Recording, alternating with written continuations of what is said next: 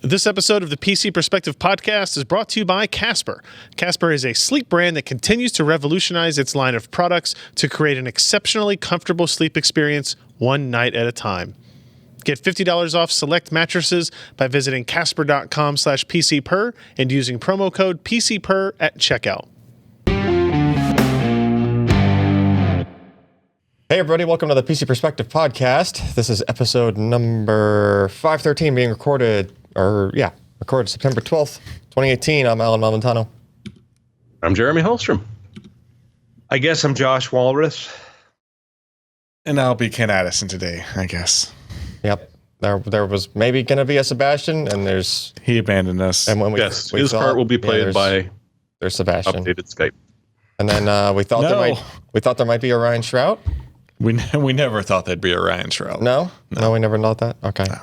Well, I guess it's more surprising when he's here. He's had a pretty good streak. I don't even remember. Yeah, like 2 weeks. 2 in a row. Yeah, 2 weeks. Like, what? Well, I guess I was gone the last week that he was gone. 2 weeks. I don't know, man. Yeah.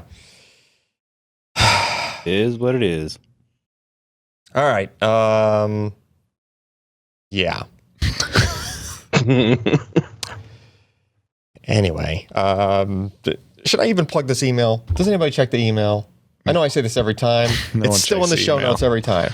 The podcast at PCPer.com. Who knows? I asked it to send a password to whoever the backup account was. Apparently it was me.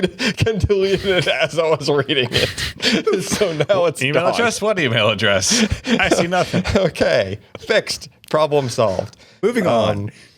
PCPer.com/podcast, which is not open here. Anyway. Oop, I missed it. Yeah, if you go to PCPer.com/podcast, you'll find the show notes for this show that may or may not have the link to the email address. And prior shows and stuff. Twitter.com/Ryan Shrout if you want to yell at the boss who's not here. Twitter.com/PCPer. If you want to yell at the boss who's not here, because it just goes to him anyway.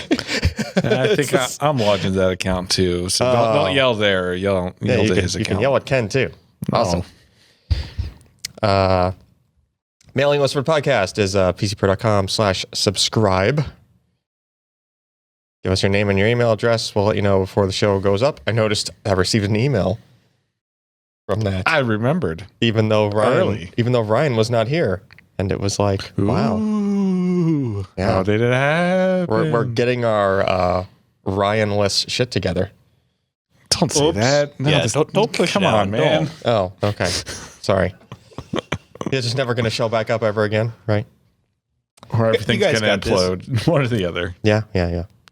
Patreon.com/PCPer is where you can kick us some coin and help us keep the lights on, basically.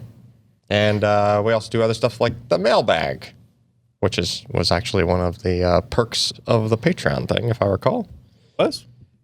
We had a mailbag this week. Who did the mailbag? Ryan. It was Ryan. Ryan, who was here, did the mailbag. Sweet.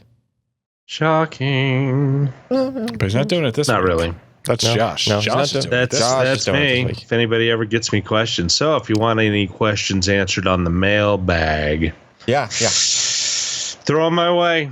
Or talk to Jim or something. All right. But I'll be sure to screw up all the answers. Next up, As is tradition. PCPer merch at joshtech.com with 2 Ks, where you can get your super pipe. So KKOSHT. What?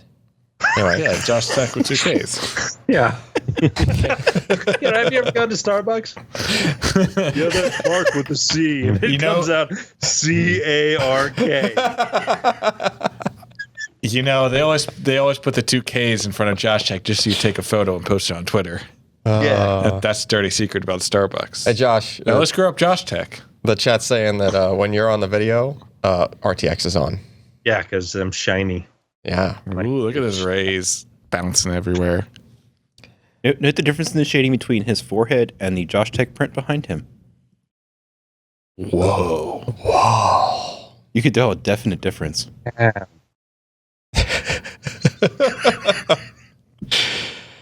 All right. Next up, Oh, hey, articles.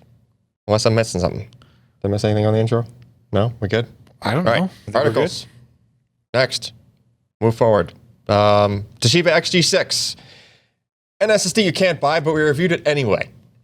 I guess it's actually pretty decent, and you might get lucky, and it might show up in some, laptops you might pick up at the Best Buy or whatnot. And depending on demand and how many of these they can crank out and a few other factors, they may make this a retail part, probably with a slightly different name. But if it's a retail part that comes out, it's basically going to be the same performance. So we figured, what the heck? Let's put some results out for this thing. Is that the one without the local memory? The little piece of DRAM on there, or does it? No, I think it has. There's DRAM. Oh, okay. No, there it is. Yeah. Never mind. There. It's got DRAM. The XG5 also had DRAM. That's also in the photo. Hard to tell which one's which because, well, they're basically the same layout. Just using newer flash on the XG6, and probably some minor firmware tweaks to support that.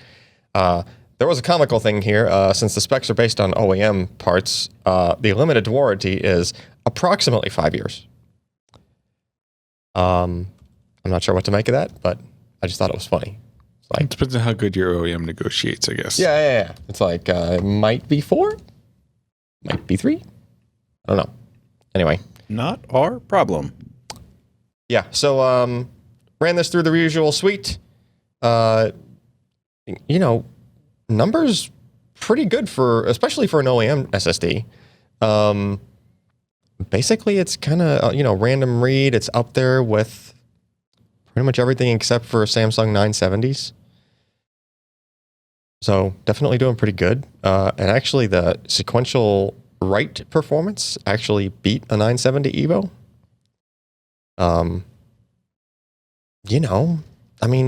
Looks pretty darn good.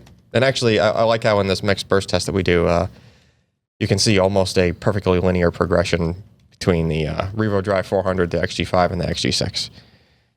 Obviously, there's, steady improvements being made with Toshiba SSDs, which was much needed because, they were kind of behind the game. So let's hope they can eventually take their OEM offerings and just translate that stuff back over to the retail side and actually sell some reasonably fast SSDs, hopefully at good cost. And here's our new cache test, which is pretty hard on the drive. And this drive almost behaved opposite. Like usually the drive gets less cache as you get towards the middle of this test on each pass. And this one actually kind of accelerated. And by the time I get to the fourth pass, it wrote for 60 gig worth at almost 3 gig per second. So is this where it changes from TLC to SLC as a cache intermediary? Not that was described to us. But usually SSDs like this will have some minimum amount of static cache that's always there, and then there's maybe some dynamic where there's a little bit that can kind of shift back and forth. 970 Evo does that. Every company has their own term for it. This drive might be doing some of that, or it might have just been busy trying to do some garbage collection during the first few passes, and that just resulted in it, getting bogged down and running out of, the cache speed falling off. Yeah, because it looks like the last iteration there at 300 seconds in, it just fell back off. Yeah. So it seemed, it only had about 20 gig worth on that last pass where it had a full 5 minutes of idle. So it seemed kind of weird, but generally speaking, there was never a case where there was no cache that you ran into. So, for the most part, I think the smallest amount was 20 gig for any single pass. 20 gig's plenty. Especially, where you're going to come up with 20 gig that you were reading from some other source in your laptop at 3 gig per second to even need to put it on this thing, right? You have to get the data from somewhere fast enough for that to really matter. And the uncached speed of this drive is 1.5 gigs per second, which is still pretty dang fast. Might actually be faster than whatever your other source could have been anyway. So in most cases, it's probably a moot point regardless whether you're, running cache speed or not. All right. That's it for that. There's really no, can't talk prices because we don't have them. It's an OEM part, unfortunately. I will say that the XG5 made it into a lot of laptops I've taken a look at. So I think this is probably pretty likely to find its way into a lot of laptops. Like I know Dell was using a lot of the XG5s, at least for a while. So yep. And it is important to take a look at if you're interested in buying a notebook. And since Toshiba made very little, if any, changes to things that would impact like certification. Yeah, should just slot in. Right? They literally just upgraded the media only. Yeah. And made as minimal changes as possible to everything else. So this should just be, should just end up in whatever had an XG5 before. As long as I can get a deal. I don't have a good shot of this because the time that there would have been a good picture opportunity to this, the convention hall almost burned to the ground. Wah. Yeah, that was the Flash Memory Summit before the one that just happened. But there was reportedly this really nice display of like, here's all these laptops, like on a wall at the Toshiba booth. And even though Microsoft forbids the companies from specifically saying what, Samsung's not allowed to say this, our SSD is in this Microsoft whatever, right? It's like part of the agreement. No manufacturer is allowed to like claim what parts they have put into Microsoft's notebooks or whatnot. But apparently there's nothing against them being displayed on a wall at the vendor booth. So anyway, yeah. It's the implication. Yeah. Long story short there, though, Ken's right. It is in a lot of products. The XG5 was. XG6 probably going to be the same case. So better that the SSD that you're stuck with because it came with their machine, at least, at least they're improving to the point where it's almost on par with the top of the line anyway. Yeah. Which is a good thing. Absolutely. We've come a long way from eMMC. Thank God. Yeah. Although it's still in things, unfortunately. Low-end Surface Go. Ugh. I hate eMMC. I learned the other day that eMMC is also in Tesla's computers. Really? Yeah. It's unfortunate. But it's only holding like firmware and stuff, so. Not important stuff. Yeah, just not important, yeah. Anyway, it'd be really nice if Sebastian was here to talk about this mid-tower case review. Who? From Be Quiet. Yeah, I don't know. Take it away, That guy? Sebastian. I don't know. I haven't heard of him. Yeah. I mean, he's currently basking in the glory of like walls built in his basement and partially as a benefit of the box that this case came in, I'm sure. Anyway, Be Quiet Silent Base 601 mid-tower.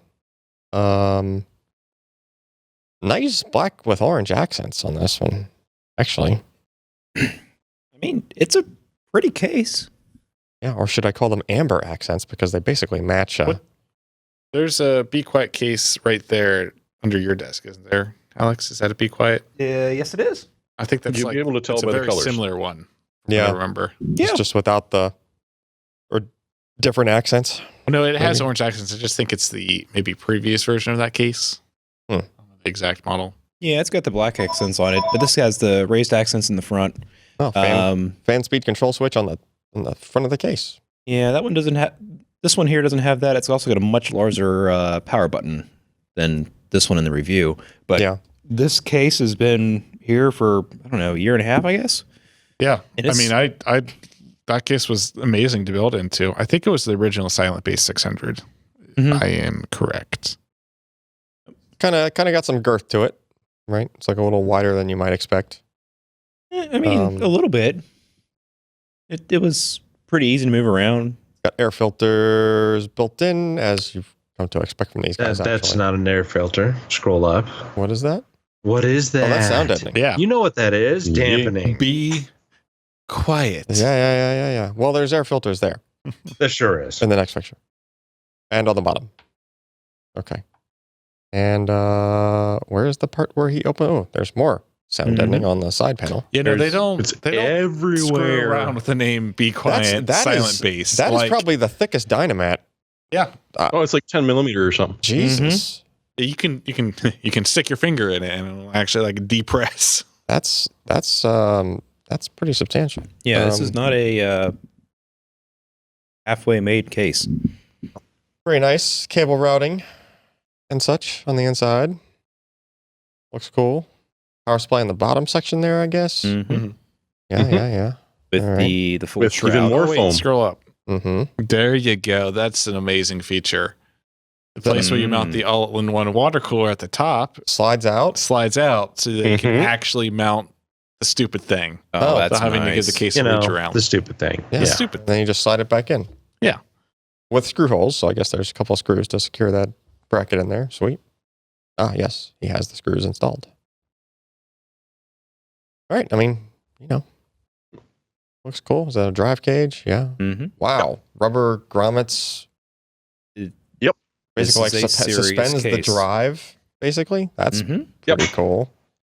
Remember those Oh, just old wait. Antec chassis that actually did suspend the drives and like Rubber bands. yeah, rubber Yeah. bands. See how? Yeah. Yeah. But see how the PSU goes in? I'm looking. It Okay. just slides in to even more sound dampening foam and rubber grommets. Oh, Wow. interesting. So let's see. Did he do sound testing? No. Enclosure temperatures. Noise levels. Oh, low fans, high fans. It seems like it doesn't really care. Low fans versus high fans did not change much. A little bit at idle. 54 dB. Eh. Yeah, pretty cool. It's a sharp looking case. Yeah. Mhm. It's, $130. it's spacious. It's not bad. It's got good for, Yeah. wire cabling routing. $130 is Because not bad for a it's good quality thick. case. Especially if you care you're about... looking for something to be quiet, still coming back to that, like with the sound deadening and everything, they put a lot of attention into that with the silent based chassis, and I think it works pretty well. Like we hammer on that machine over there, and you can't really hear it. Yeah, I can't say Yeah. I've ever really heard that machine running. And this is the one. I mean, I really can't see it here, but from here. the case we have here, this is ran pretty hard all the time. It has a window on the side, and it's still quiet. Huh. I'm pretty impressed. The NZXT we have next to it is significantly louder, which is saying something. Yeah, I don't know if they make the 601 in a windowed version or not, but it seems to reason that they will. If not, yeah, no, it looks like they do. Nice. Another thing Sebastian reviewed that he's not here to talk about is the HyperX Alloy FPS RGB mechanical gaming keyboard. Ooh, RGBs. Yes, RGBs. Looks pretty sharp. They seem to have gotten rid of some of the extra framing around Yeah, the top. keyboards have been getting smaller and smaller, enclosure wise. Yeah. I think this is a good thing. Yeah, I do. Yep. I mean, Is there no volume knob there anymore? There's like No. No, that's like on the Cooler Master one and the Logitech that have that. But where am I going to Some of the stick my newer ones. calculator? God, who keeps calling me? I don't know. Oh, sorry. I'm muting. They really like you. Oh, place to plug in your phone in the back of the keyboard. Interesting. so it's a pass through, but doesn't pass any data. Pass through USB port. Just the power. Okay. Okay. Sure. The nice things about these thin profiles is they're a whole lot easier to keep clean. Yeah, I was looking at my keyboard today, and it needs a good blowing. Mm-hmm. $110. I mean, sharp looking keyboard. What kind of keys are in it? They're Kaylee. however the hell you pronounce that. Ingenuity. What? Oh, That's the software. that's the software. Ingenue. Sorry. I'm reading the wrong thing. Yes. Where are the keys? Ingenue. Kyle. Kale. Kale. Silver Kyla, speed Kayla. switches. Yeah. Khalil. I've been happy No. with those switches. I mean, there's nothing wrong with them. Okay. The speed switches, especially, they're nice to type on. They switch. They switch and they're fast. They feel good. Acts like keyboard keys? Yep. Check. Okay. Good. As opposed to those keys on Ken's MacBook over there, there's like 0.5 millimeter throw. The imposter. But still somehow really, really loud. Yeah. Actually, those speed switches on there have an actuation of 1.1 millimeter, if I recall, with a full swing of 1.3.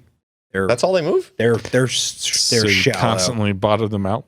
You get used to it. It's not that bad. Oh. They might be full throw before they bottom out. I know they trigger real fast though. Yeah. What we got next? Oh, hey, Ken, you're on the podcast. You can talk about this thing. So on Monday, NVIDIA decided to release a driver. Not necessarily an unusual thing. I have a couple of games coming out. That Call of Duty Black Ops 4 Blackout beta, their Battle Royale mode, starts tomorrow, I think, and like goes into open beta later in the weekend. Shadow of the Tomb Raider is in early access if you pre-ordered the most expensive version right now, and I think comes out on Friday. And there's the Assetto Corsa early access. It's also like this week. So it made sense to release a graphics driver. However, as Jeremy might know, if you go digging into the change notes of NVIDIA drivers, occasionally you find something interesting. A golden nugget. A golden nugget. Yes. Or at least a nugget. Such as this issue which they were tracking for game performance dropping in half when moving from 16-core 32-thread processors to 32-core 64-thread processors. That's not supposed to happen, It's a very specific bug, and one that we certainly encountered about a month ago. That I didn't realize was due to the GPU. Yeah, it's something that we didn't necessarily know was a GPU driver bug. Yeah. It's something with the launch of the 32-core Ryzen Threadripper 2990WX that we attributed sort of the weird memory architecture and results like these that we saw in a couple game where the frame rate halved. Yeah. Going from the 2950X to 2990WX, which isn't really something you would ever expect. However, we did see it across a couple of games. Turns out it wasn't the game being confused by too many cores. Well, it turns out that's maybe only part of the issue. It was the GPU driver being confused by too many cores. Yeah. So we installed the new driver and took a look. We ran it through all of the games that we do normally for CPU testing.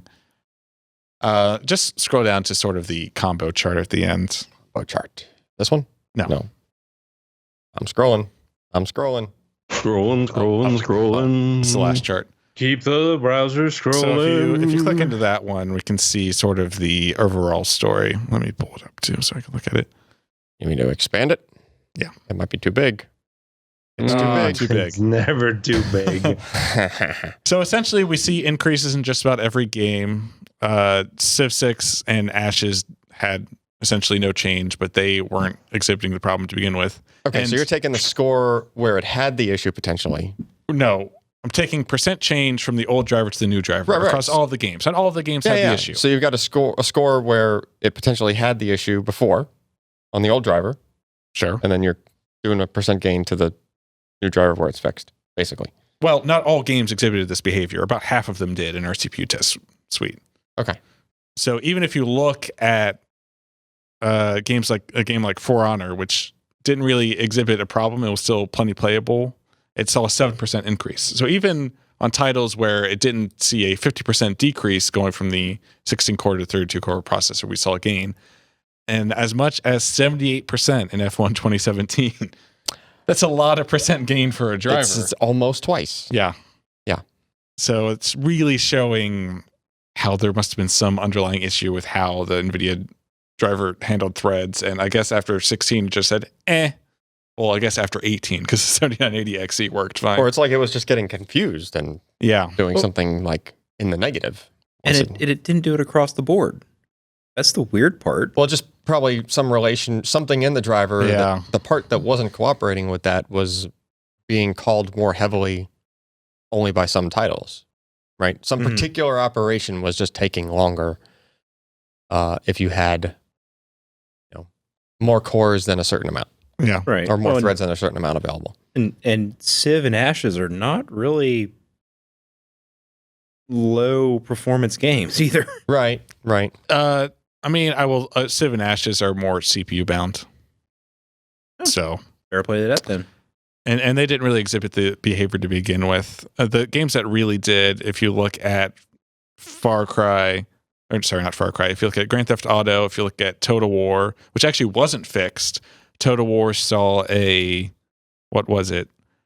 from a 20 to 35% increase, but it still had frame rates in the low 20s. Yeah, still lower than as expected. opposed to in the 70s. So it saw a massive gain, but it's still not anywhere near playable. So that game might actually have an issue with number of cores as well. Or number of threads as well. It's difficult to say on what side the issue falls. Right. Were you doing their wonky ass DX12? No, actually. Good, because that just does weird stuff. Yeah. So in general, we saw some pretty good increases. It still doesn't fix everything. We actually noticed some stutter in a couple of titles. Grand Theft Auto and F1 2017 in particular had some really bad stuttering issues. So it seems like there's still definitely work to do on the driver front for this stuff, because if we ran the processor in half core or quarter core legacy mode, we didn't see the stutters. So it was obviously due to the 32 core arrangement. And while performance is better, it's still not as good as the 2950X in gaming, which I think is fine. I mean, the 2990WX isn't really a gaming CPU. AMD has never marketed as such.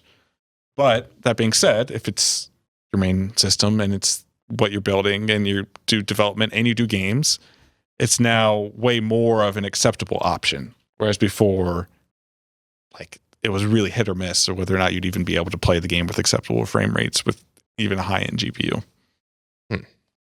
So it makes it better. I still wouldn't recommend the 2990WX if you're going to play games, obviously. I still think the 2950X is a great option for that. Actually, a really good option. Hell, 2600X is a great option for that. It is indeed. $220. Yeah. And the motherboards are so much cheaper. Yes, they're a little bit cheaper than what you get with TR4. But if you compile code by day and game by night, 2950X is a really good option. Yeah. That's a lot of compiling to justify that.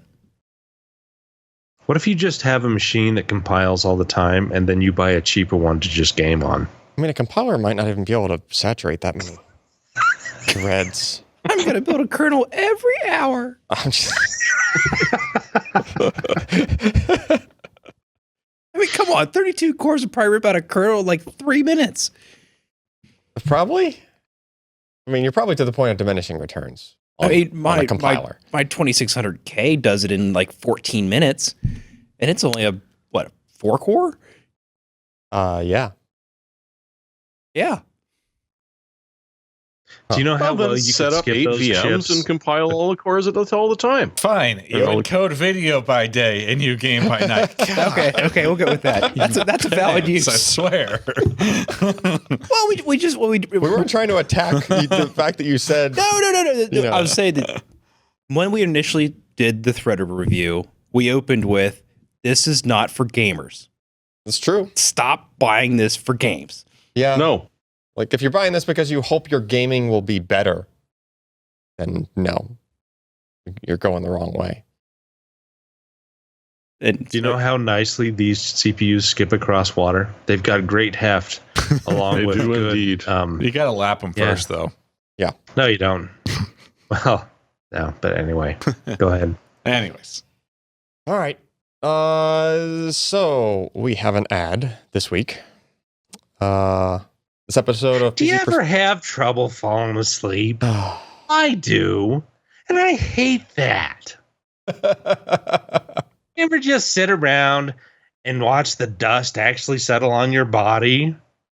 That's terrible. Go ahead. Okay. This episode of PC Perspective is brought to you by Casper.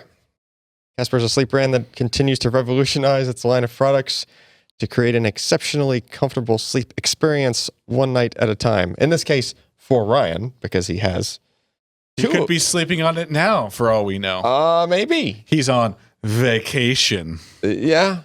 He could very well be sleeping on a Casper mattress. I think the one he just recently got is called the Wave, which is the most recent model of Casper mattress. Does he surf on it? I don't know, but it has 5 layers of superior foam, including a cushioning top layer for maximum comfort. How about that, Josh? He's right.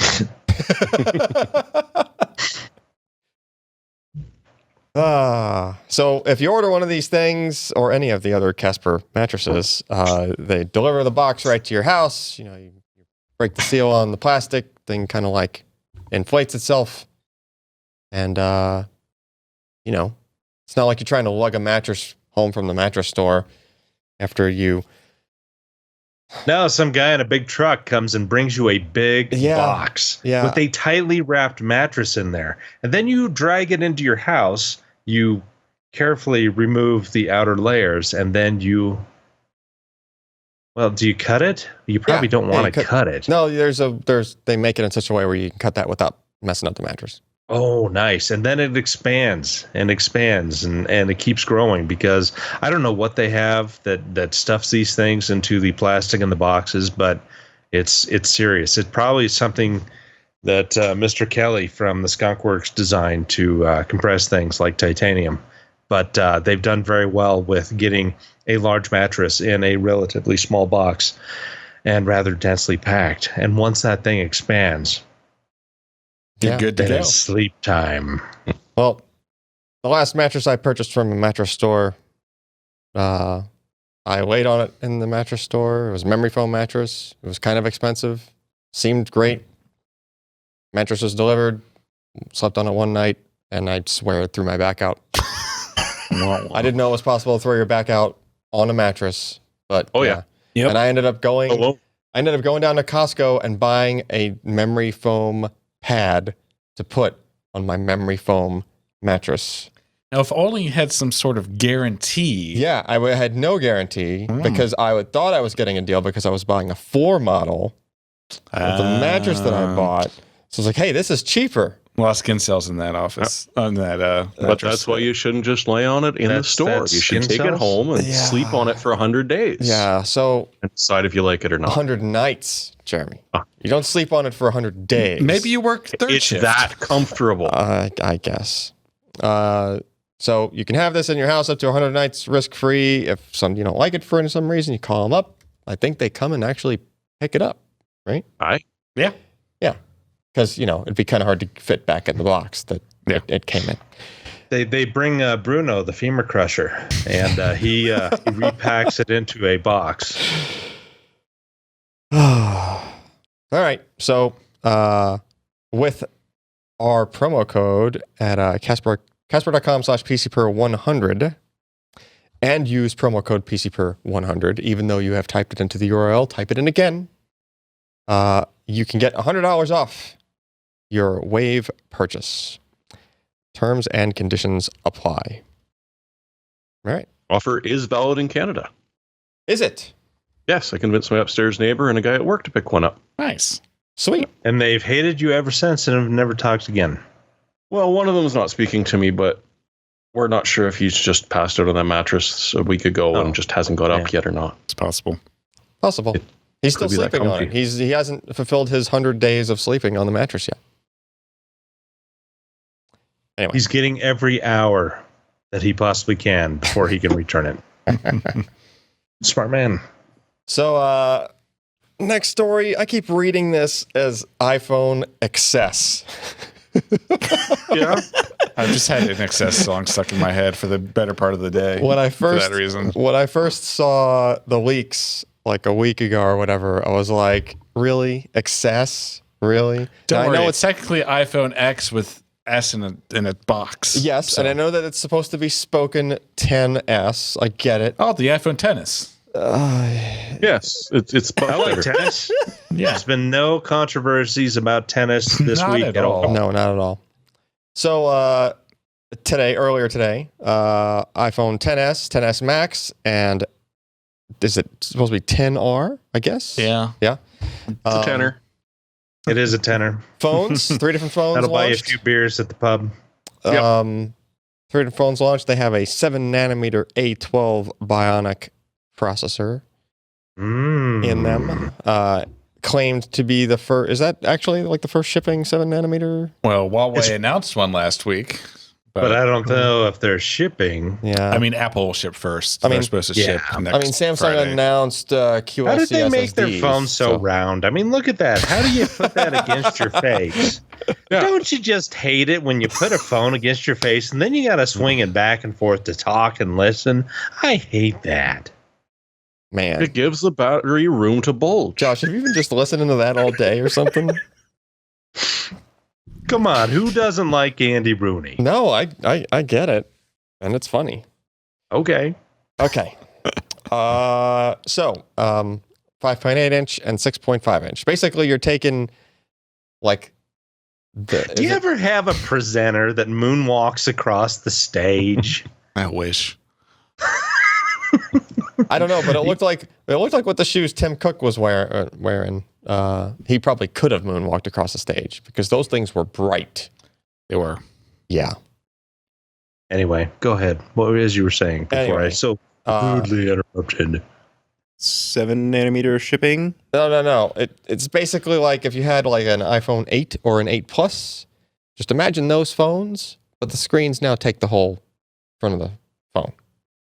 You got a notch in it this time? Is that pretty much it? There's notches, yes. Oh, sweet. They all have notches. Even the iPhone 10R, which has an LCD display, has the notch. Well, the notch, it wasn't because it was an OLED display. No, but the thing is, you think it's kind of trickier to do an LCD display around a notch. Yeah. Right? Versus OLED. Because OLED is just known for being able to make unique shapes out of those screens, whereas LCD, not really, right? Yeah. Like even like the Nest thermostat, which has a circle screen on it, like there's a square LCD in there. Yeah. Right. So they always kind of cheat with trying to make them different shapes, whereas Apple somehow their engineers figured out how to make a LCD work in with a notch and have stuff in place of where part of the screen would usually be, right? So I mean, essentially, there's the same form factor as the iPhone X, which is the iPhone 10, which is the iPhone 10s, and then there's the bigger one, which is the Max instead of the Plus for some reason, because I guess Max is bigger than Plus. I guess A new SoC, which is interesting. Yeah, 4-core GPU, whatever the heck 4-core GPU means, like we have no. Yeah. No way to compare that to anything. Especially since it's their own in-house design for the second generation. So like, yeah, 6-core CPU. Was it a 2 big, 4 little? Yeah, right. This neural engine that they claim is way faster. Well, probably is way faster than the previous neural engine, but I'm still kind of in the dark about like, is it that neural engine really doing so much stuff?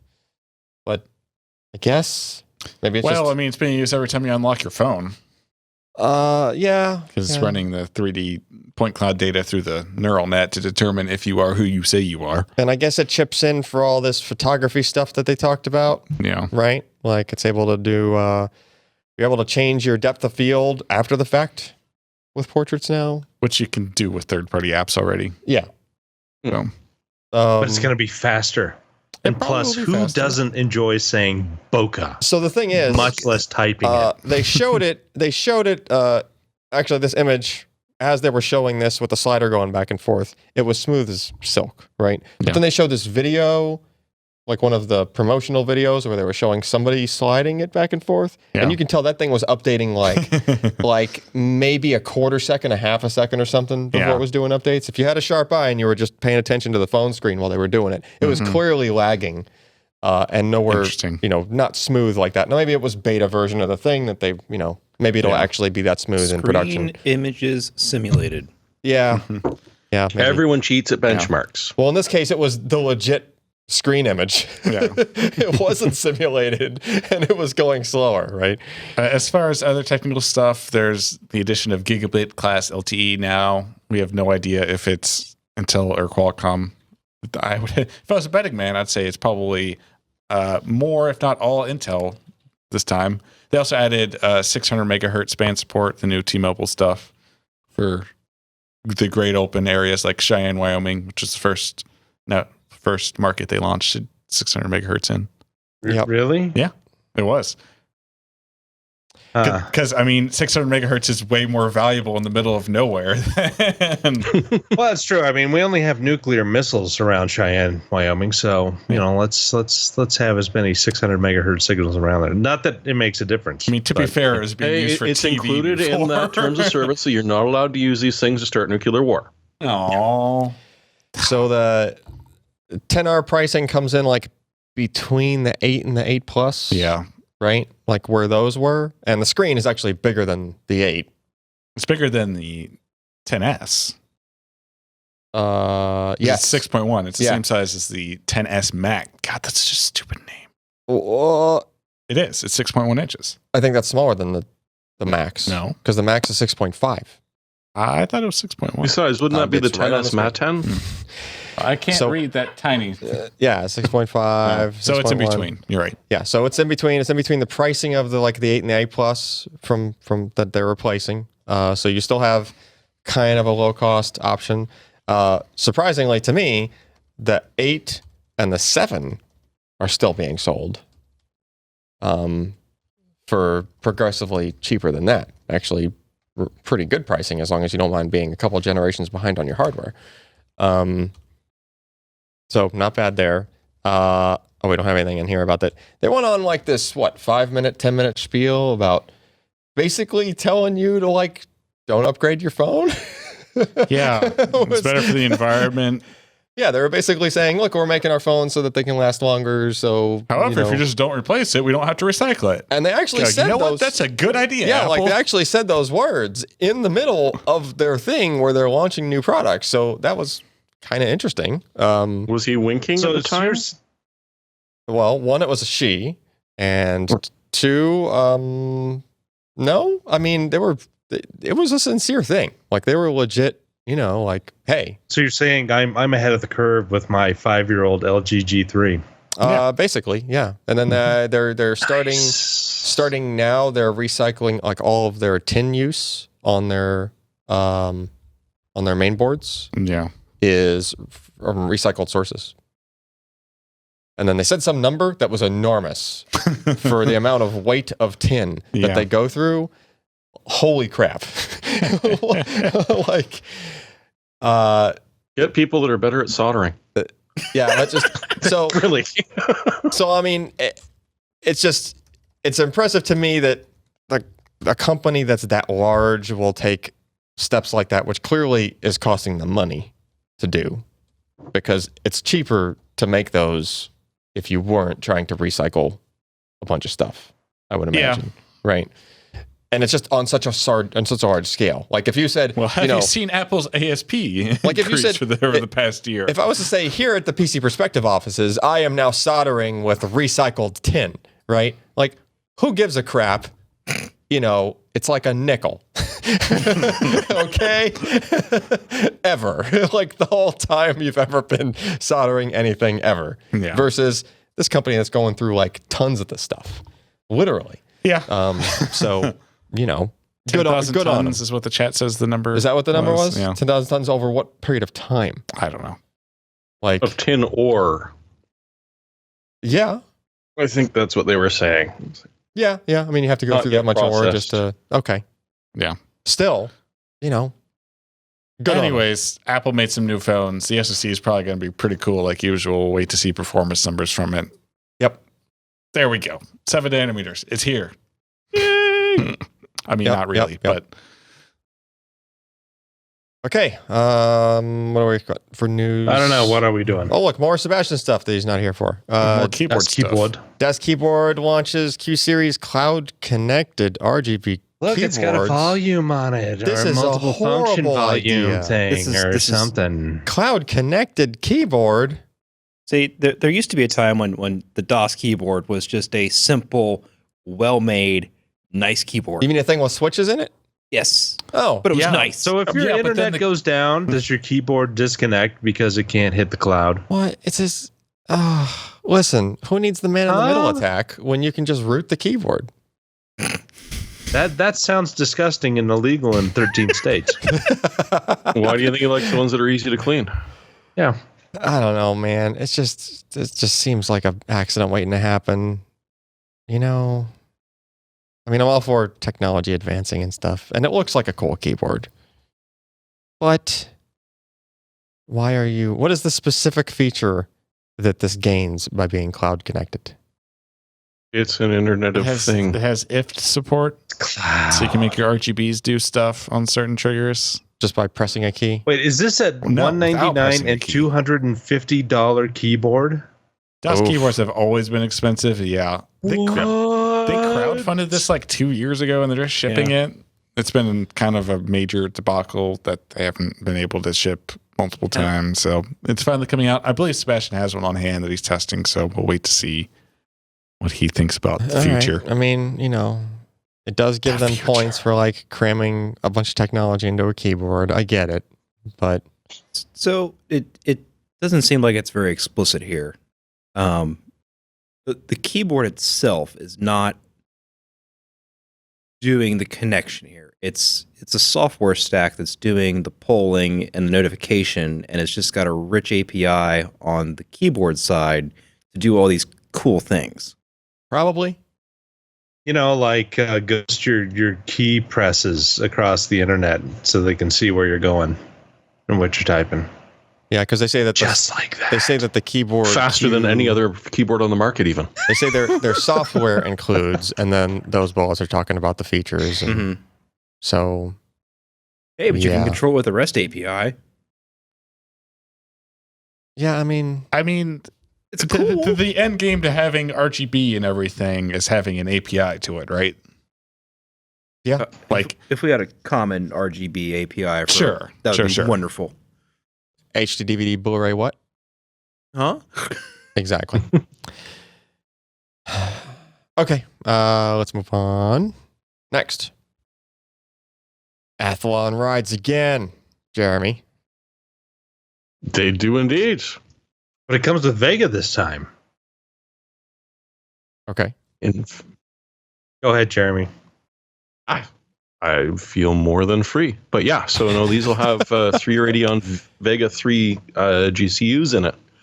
And is kind of nice to see coming back. So you've got the Pros, which are much like the Threadripper workstations, not necessarily worth tossing the extra money at because they've got enterprise level information in them and features. Go with the old desktop Ryzen 7s. They're fun, they're lovely, and they're going to be very interesting. The Pro 200G is maybe the newer, more interesting one because 35 TDP is just awesome for a tiny little 2-core, 4-thread processor to base a laptop off of, and like cheap as chips, $45 added to the cost of the laptop that you're going to grab. So it's going to keep prices low, but at the same time, you got Vega going, you got 4 threads at 3.2 gigahertz boost speed. You're going to have some fun with this, and Athlon's back. It's got to be one of the most loved AMD branding things ever, apart from those freaks that like Duron, but some people are just different. Mm-hmm. Hey, you know what? I kind of still like the K6. Soft spot, heart, bring it back. Yep. Well, they Call couldn't it call the it processor. K6 Ultra. They couldn't call processor the K8 anymore. That's already taken. Right. I think that was the first Opteron. K9 was a real dog. I built a system around the first Opteron that came out years back. Yeah. Yep. So you'll be seeing these come fairly soon. Not right off the bat, but fairly soon.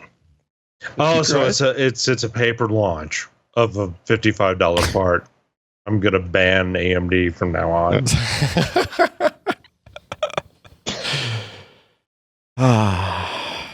Next up, is this a new? Huawei. Is this a new thing now that they're saying? Was there more to the story? It's ongoing. There's 2 stories listed here, actually. Yeah. Oh, okay. We didn't talk about it last week. Oh, we didn't. No, it hadn't happened yet. Okay.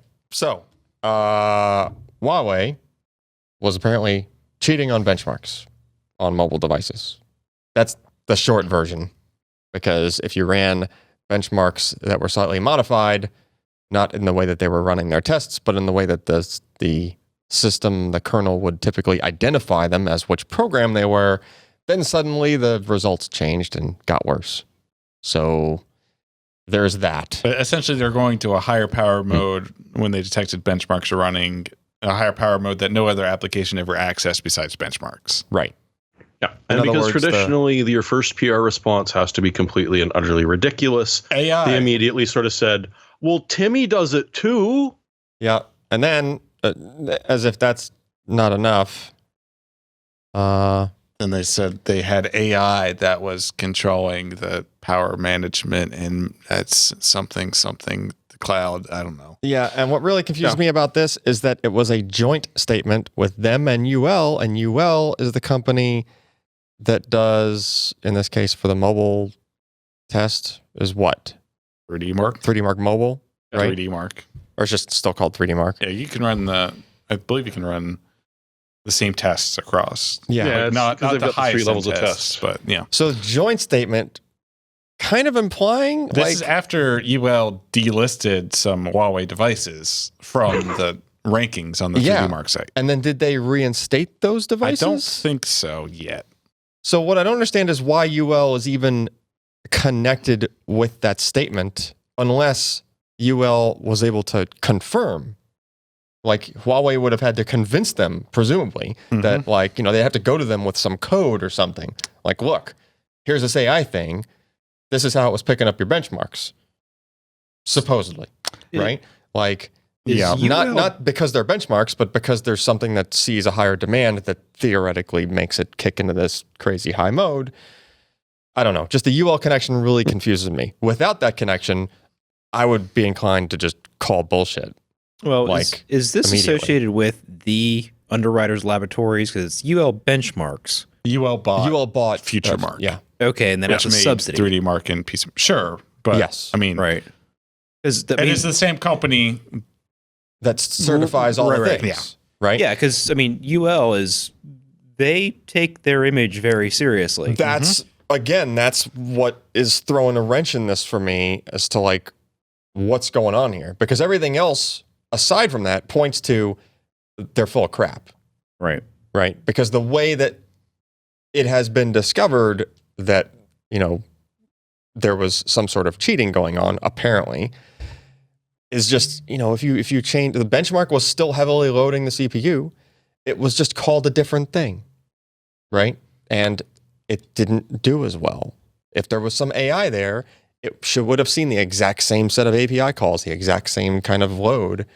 It should have done the exact same thing. And if you scroll down, Ryan got a hold of a copy of Geekbench that had the same, like slightly renamed, and got results out of it, and they're lower. Right. Specifically the memory score. That's a pretty big it's delta. interesting. The other ones are kind of smaller. Those are, but what's this? Multi-core. Then you start seeing big differences.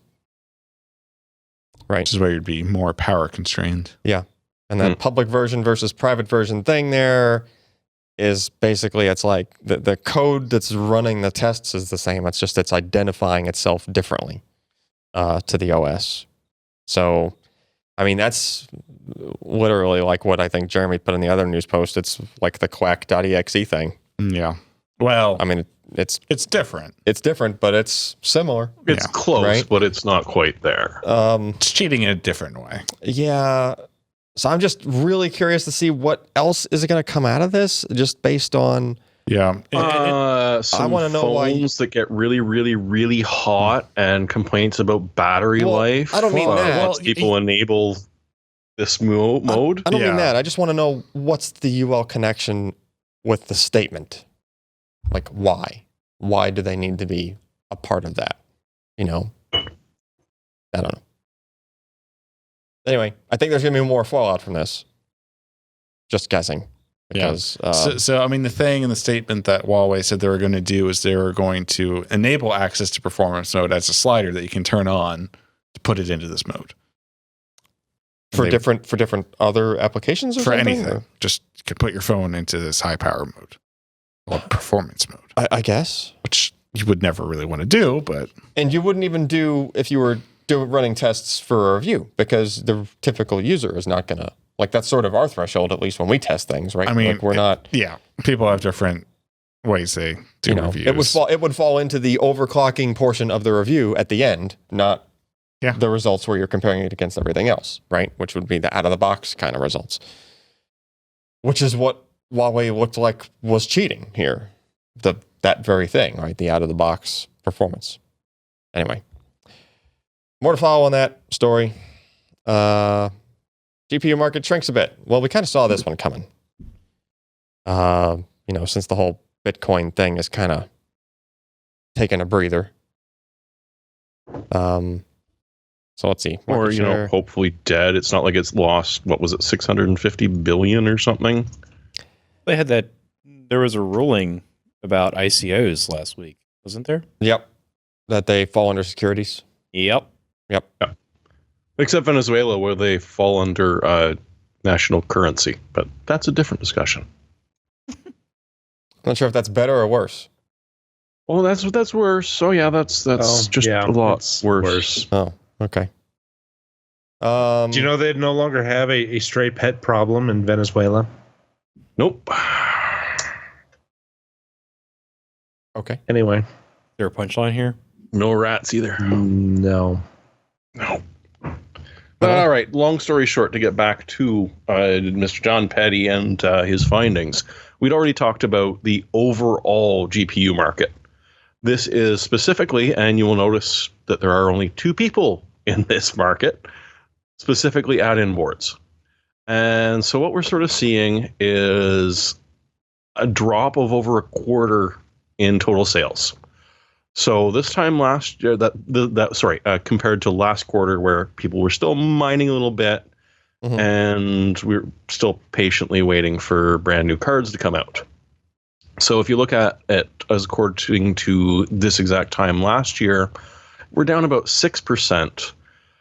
But that also reflects that Q2 kind of sucks to be a GPU salesman. No one's really buying right now, so this is a lousy quarter.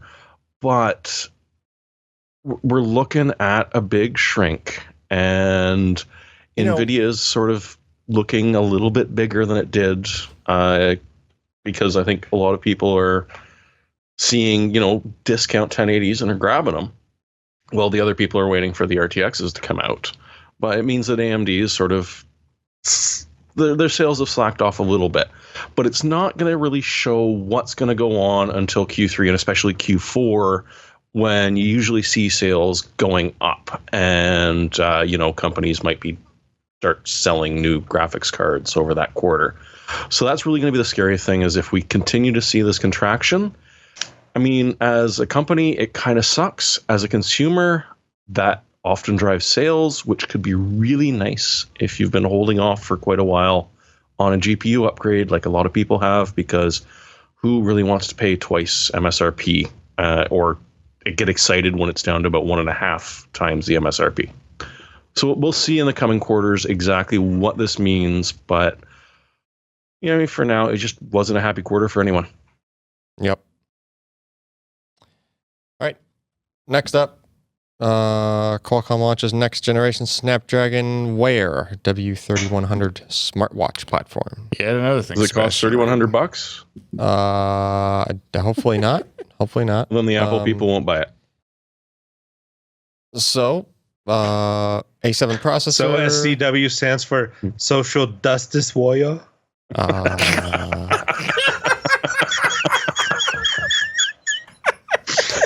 Sorry. Terrible. It's pretty bad. Yep. I'm resisting. Are you talking about something that brands itself as tiny yet mighty? This is small. Look at that. It's a penny next to it. That's pretty dang small. Well, it's supposed to go in your watch, so... No, I get it, but that's still small that's like presumably the whole processor for the watch. Yeah, the package is what, 28 millimeters square? Yeah. And that's just the package. That's not talking about the actual die inside, which is going to be much smaller. Right, like that. It's super tiny. Tiny. Yeah. Okay. Get longer battery life and be a dude walking his dog with a watch. Okay, I get it. Does the dog get a watch too? Yeah, it's on its collar. I mean, it kind of looks Okay. like it. Yeah, actually. Yeah. Probably. All right. Well, what's the point of having it so small if Fossil sells it? Because they do like the Flavor Flav school of wearable timepieces. I mean, they might be going for make the thing small enough to fit into like even a mechanical watch with smartwatch functionality. I don't know. Like, is that a thing? Probably. I guess. Just push those Why not? watch hands out of the way so you can see your readout. Just like push them. Actually push them. Just flip up the glass on the watch, like old timey pocket watches. All right, cool. Next up, 14 terabyte for anyone. Seagate now has 14 terabyte non shingled hard disks, meaning that you can randomly write to them without suffering severe performance penalties. Let's see, Iron Wolf and Iron Wolf Pro, 14 terabytes. It's $530 and $600. Man, $600 for 14 terabytes. Isn't the future amazing? It's a lot. That's a lot of terabytes. Barracuda Pro is $580.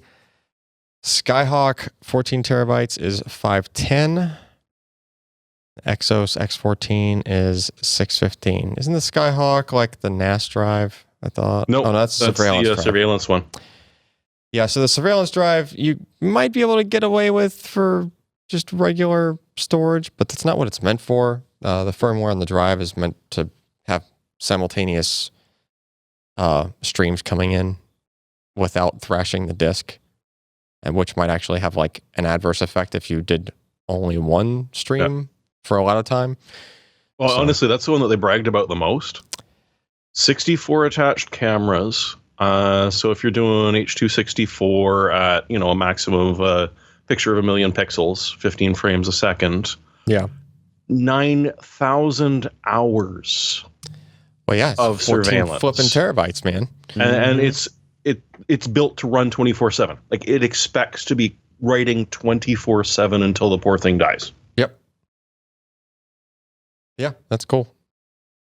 I remember, I'm sure we all remember here when 14 terabytes in an array was Oh a yeah, pipe dream. Shocking. Just yeah. a geek's wet dream. 14 terabytes? Yeah, now it's just a drive. The drive. Yeah. No, now look at that modular enterprise system for the Exos. Yeah, there's that too. Each of those is a 14 terabyte drive. Jeez, talk about a brick. But that's the one with helium. So it's 10% lighter than it would be if it was a traditional hard drive array. Mm-hmm. Still gonna be a heavy as hell. Well, yeah. Rated at 300 terabytes per year. That's a head rating, actually. Yeah, those are the last ones. Before it starts scraping off the coating. Yeah, but 300 terabytes a year compared to 14 terabytes of storage, not that many laps per year. Although it's going to take you a while to lap a drive, when you write an entire 14 terabytes to it. So, 3-year warranty. Okay, yeah. I mean, good stuff. Keep beating the drum and moving forward on the bigger and bigger drives. And all of these are cheaper than 10 cents a gig, by the way. Yes. Just in, I know they're not SSDs, but still. These are 7,200 RPM drives, right? The surveillance one's probably a 5,400. Yeah. Barracuda is a 7200. I think the Exos is as well. Yeah. Iron Wolf Pro is probably 7,200. Yeah, and the regular Iron Wolf was probably 5,400. And the platter densities getting to the point where a 10K drive really isn't a thing anymore. I mean, well, you wouldn't want to do it in this. No. You generally You never had 10K drives in the highest capacities, in the cutting edge capacities. Right. Yeah. It was just a segue because I haven't checked up on things in a couple of years, and I was wondering if it's still a thing. No, because your sequential, like even there, Barracuda Pro, 250 meg per second sequential. Now, granted, that rolls off. I mean, there's still some SAS drives that are 10K. Yeah. But I mean, they're incredibly rare as compared to what they used to be. And otherwise, people who would look at those 10K SAS drives would just go SATA, SAS. Yes. Or Yeah. Well, not SAS, There's- but the SSD. There's SAS. that, Yeah. and like the 10K SAS market is just getting swallowed whole by SSD stuff now. It's just, you know, I mean, when Dell and them first started putting them out with the SSDs in the front and the hard drives in the back, they were stupid expensive. Yep. That's changed. Yeah. That's changed drastically. So you're honestly better off going that way than buying a pile full of SAS drives, which are getting rarer and more expensive. that is true. All right, what do we got next? A glimpse through the new Windows. Edge goes full Clippy. Jeremy? Hi, I see you're installing the browser of your choice. Would you like to reconsider? Oh. This is some bullshit. They moved that It's not at the pop-up. point where Cortana is yelling at you and scolding you, but The pop-up already is annoying. Yeah. Now when you run the Chrome or Firefox installers, it pops up. It detects you're running in the installer and pops up. I think we're like half a step away from the cursor just automatically moving to the cancel button and clicking. Yeah, that's No. that's like venturing sorry, this back into. executable is not compatible with this version of Windows. Didn't the EU like? Yeah, that's what I was just gonna say. Well, they don't do this in the EU, I imagine. That's what It's Windows a new 10 version of Windows. They're probably going to try and get away with it again. That's what 'cause Windows it's 10N not- is, though, is the EU version where you get to pick what browser you want. Yeah. That is And still- also up next in hindsight is 2020 is Storage Sense, where it replaces the old drive disk cleanup tool, Clean Manager that you've been using for forever. And it'll go through every once in a while on a schedule of its own picking, or one that you choose if you figure out how to get to the settings page, and remove some of the old thumbnails, files from your downloads folder, error logs, temp files automatically to save you a couple of megs on that 14 terabyte drive that you've got, because everyone's running out of space nowadays, right? This would have been amazing in Windows 2000. It's not so amazing in Windows 10 because, seriously, guys, it's a little bit late. And I haven't played with it yet, but I'm very curious if I can exclude what it considers. Because, sometimes I've got a download folder that I just copy from machine to machine to machine because it's got a crap load of installers on it that I like to have on every machine, and I don't want to have to bother downloading them again. So just going to delete them. And just for added fun and joy, if you don't access your OneDrive files often, these up on the cloud and not on your machine anymore. to be honest, I think it already does that. Yes, it does, unless you turn that feature off in OneDrive. This probably supersedes it. Probably. All right. Windows. Glimpse. Yeah. Freaking Windows. And we're all just tied to it if we want to do things like games. Oh. No. Womp womp. Not that this is any better. Let's be honest. But I mean that curated garden looks better, but it's not as expansive. But I can text message from my notebook. On That's iMessage. that's not a a text paradigm shift. Right? Yeah. Gosh, at least your garden is not barren like mine is. Gross. Have you looked at our heads lately? Yeah, I'm talking as a person who runs Linux on a desktop and also games. Well, yeah. No, I mean it could be worse. You could be a free BSD enthusiast. Yeah. Do you see the repo for DXVK got deleted from GitHub? No, I did not. Really? It was the old GitHub. A bunch of people reported this, so we're just going to automatically delete it at some point. Bug. I don't know if it's back up or not. Smooth. Yeah.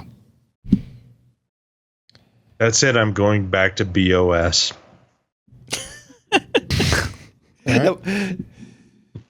Hardware software. That was the first real cooperative multitasking on a Mac-ish kind of architecture, wasn't it? It was PowerPC 601s, weren't they? I honestly, I can't remember because it was back in 1999, 2000. Yeah. Yeah, I mean, there was something serious about, like, it was the first thing that you fully utilized multiple cores on a consumer OS. But that was, God, that came out System 7, didn't it? Why not? It was too Dude, it's fuzzy. Fuzzy. That was a long time Maybe I'll ago. talk about it next week after I research, but Do your homework, Josh. Come on. fuzzy. Ugh, God. All right, picks of the week. Newton. My pick came to me via an email tip. Thank you, kind reader of our site who tipped me on this. If you're tired of waiting on that newer Intel QLC SSD to actually be available anywhere for $100 for half a terabyte, you can actually get a 760p half terabyte for $125 at MicroCenter, which is actually a pretty good deal considering I think MSRP on that drive is over $200. So 24 cents a gig. yeah, it's not bad. You know, it's a pretty solid Intel part. If you're after the an Intel NVMe SSD. Next up, who's next up? Jeremy. Hey, you know what is less than 10 cents a gig? Uh-huh. And you know what you should be doing right now? Backing things back up. up your crap. Because redundancy is good. Redundancy is good. Redundancy is good. You should never have one copy of anything. No. But with this, you can back up everyone that you know of's thing and then send it off somewhere to save because once you toss that promo code in, that's $100 off an 8 terabyte Seagate drive. That's really Which- cheap. Yeah. It's stupid. 146 US. Yeah. Like keep an eye on that. Like seriously, there's no reason if you've got $200 lying around, just do it. Yep. Take it everywhere. And it's cheaper Back up than one machine, back up another machine, back up another machine, back up another machine. It's 8 terabytes. You're laughing. That's cheaper than we were getting those easy stores for, I think. Yeah. It's 150 on the US site currently. Let's see if the coupon applies. No. And if you want to 150. get, No, because it's got a CAN in it. Still, 150 is Yeah, cheap. no, that's great. it's so cheap, you can get 2 of them, and then you can have an off-site backup and rotate them. Yeah, yeah. Yeah. Oh, and the nice thing about the Seagate is it's got idiot mode and it's got normal mode. If you I like like idiot mode. installing the software and getting it to do it for you, it works. Ooh. If you just want to bulk copy it, it works. Yeah. You know, I lot got to of set up those- a backup drive on some idiot's computer. That could be a good. Yeah, and just hope that they don't somehow disable the thing. Listen, there's only so much I can do. Josh. Do I really have to give a spot? Mm-hmm. I mean, you put something in the notes. Okay. See, if you were sitting on a Casper, you'd be much more comfortable. I would be. Yeah. I would not have injured my lower spine with such rambunctious flamboyancy. Anyway, yeah, if I've talked about InstantPot here a few times in the past couple of years. It's a wonderful thing. If you ever wanted to actually have a bunch of recipes, you can go worse than this. Yeah, you can find a bunch online, but you know what? This is all in a book. There's 500 of them. It does breakfast, lunch, dinner, appetizers, soups, stews, whatever, for only $18. And plus, it's something that nobody can delete from your online cloud. You have this physical book in your house that you can look at. And instead of, Apple saying, I'm sorry, that's not available anymore, but here's a free rental Yeah, but to what if make my up house for burns this down, thing that Josh? you bought a while ago is no longer available. If your house burns This is down, a then physical- that's just fed the physical flames. book. Yeah. So there you go. So how does it You know what? taste after it's been through the Instapot? It's a lot soggier, and it's easier wow. to turn pages. That's the last So, recipe in the book. it is. Okay. Ken. So Well, I have to about a add to month cart or to see price a little here. bit ago, we took a look at the PG27UQ, the G-Sync HDR monitor, 4K, 144 hertz / 98 hertz in HDR mode. You know, kind of jack of all trades, awesome all around monitor for $2,000. Way too expensive. Nobody should actually buy it. It's been on sale at MicroCenter pretty regularly for $1,800. Actually, the Predator X27 is also on sale for the same amount. So, you know, that's a little bit better, but kind of haven't seen a price drop beyond that. Besides, there is someone on eBay who's been selling manufacturer refurb units for $1,600. How do they already have refurbs of this thing? Like, it's just come that's out? a good question. I don't know. But the seller seems to be legitimate for everything. They sell actually a lot of these ASUS refurb monitors. Yeah. So $1,600, buy it now. You can catch $100 off from some eBay coupons that go around every once in a while. So you could technically get it down to $1,500. Might start to be worth it. Again, what's the your mileage warrant? may vary with the whole refurb thing. No, $1,600. No, What's the warrant? No. Better than $2,000. Yeah. better, but no. I'm not. Okay, buying I one, remember back in Josh. 2004, 2005 when the first 22 to 24 inch LCD widescreen monitors came out. They were like $1,300, and they blew your mind, Sure. right? That is This true. is $2,000. Do you remember when the 30-inch 2560 by 1600 monitors came out for $1,000 and never price dropped? Also Yes, true. I do because I bought a refurb from Dell for $800. Yeah. and Ryan pitched Oh. in some money from that, and I still have it in my basement doing tests. I I mean, did, honestly, we've never replaced 10 any of years the ones ago. in here. That's what Ryan and I use. Yeah. I still have Yeah, one at Just home. saying. Same exact thing. Dell Outlet. It was like $750. Yeah, I guess you have Exactly. a point about longevity. Yeah. Because it's for not crying like out loud. LCD monitors from the past 10 years have changed much until like the last 2 years. Yes. And then I got that display, and they didn't have the dual link DVI cable on the box. Oh, shit. And back then, hell, if you're gonna find one of those cables anywhere. They're still hard to find. Oh no, well you can find them now, but it's just like back then it was like people didn't even know what that was, right? Like that wasn't even, you could not go into a Best You Buy. still can't. Yeah, it's Try true. ordering a dual link DVI cable on Amazon and getting the right thing. Yeah, Not yeah. easy. All right. Again, it's a very nice monitor. I don't really think it's worth the money. $1,500 is still too much. yeah, But it is a lot of if money. you're on the edge, maybe. It really is a lot of money, but damn. It looks really good. Yeah, yeah. plugged It's in- a beautiful I plugged monitor. it in again for the Battlefield 5 beta, and I mean, you just it's nice. It's very, Okay, very you know, nice. if you're used to 60 hertz monitors, and this is something that I have experienced myself, I got a free sync, 144 hertz, and it's it's a PVA VA based monitor, and of course it's not HDR or anything, but when you attach that to an RX 580 and you're playing games and everything is just really kind of smooth and nice, and you don't feel like you're playing for hours on end. And then you go back to a 60 hertz and all the issues with that, and you get kind of motion sick. And I can only imagine that, like playing Destiny 2, you look at the art assets and like you think this would look awesome in HDR, and sure enough, it does look awesome in HDR. And you put all those wonderful things together, and you have this fantastic thing. I can understand thinking about paying $1,500 yeah. for that. Yeah. Because it's a significant jump from what we have seen for the past 30 years. I mean, CRT monitors had some really nice things to it, and you can get 120, 130, 150 hertz refresh on these higher end CRTs at lower resolutions. But now you've got it all. You've got a high DPI. You've got the HDR.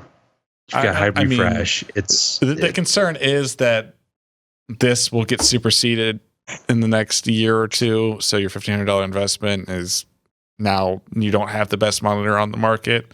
I don't know what will improve, I guess. that's the thing. You might get more than 96 hertz on HDR when we go to a new DisplayPort spec or HDMI 2.1. Yeah. But Well, like I think the it's only difficult other to see what you could improve. I think the only other way to improve in the short term is just more competition of the same panel. Honestly. like the same Yeah. specs, basically, right? Or maybe somebody comes out with one that's just maybe refreshes a little slower or something, and drops the cost significantly compared to or somebody does it without the HDR, whatever, the 1000 nits, right? And maybe pulls back a little bit on that. I don't think you want that though. Well, I know, but if you pulled back a little bit, if you could, bring the price down to 1,000, somebody would consider that way more likely than 2,000. Sure. I don't know. I did not buy this monitor. I actually just bought and got it yesterday a used ASUS PG27UQ, the original 4K 60 G-Sync panel that I got for like $300 on eBay. So look for those. Hey, that's not bad. Yeah, and I've never had a greater than 60 hertz monitor, so I'm fine sticking with 60 hertz G-Sync. Yeah, at 4K. Yeah, don't spoil yourself. Exactly. I don't want to go above 60 because then I don't know I won't be able to go back. So stick there. Yep. And it's an IPS display. I like it so far. So buy a monitor, I guess, is my pick of the week. All right, sweet. PCPro.com/podcast, where you can find the show notes for all the stuff we just talked about, and links to all the articles and picks of the week and all that other stuff. Anything from anybody before we go? I don't think so. I Stop still emailing don't me. have herpes, no matter how hard I've tried. Wow. There was a bunch of people talking, and the rest of them stopped, and then we heard herpes come out of Josh's mouth. As it happens. Yes, as one does.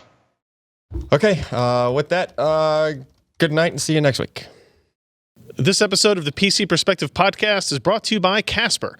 Casper is a sleep brand that continues to revolutionize its line of products to create an exceptionally comfortable sleep experience one night at a time. Get $50 off select mattresses by visiting casper.com/PCPer and using promo code PCPer at checkout.